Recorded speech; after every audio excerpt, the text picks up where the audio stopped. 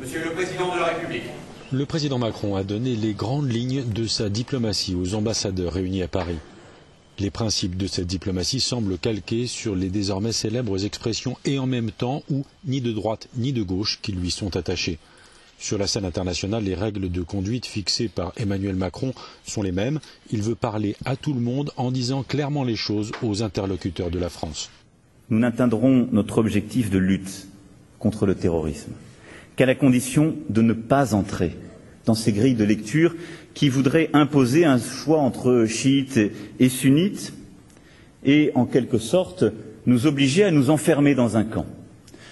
D'autres grandes puissances ont fait ce choix ces derniers temps. J'ai la conviction que c'est une erreur.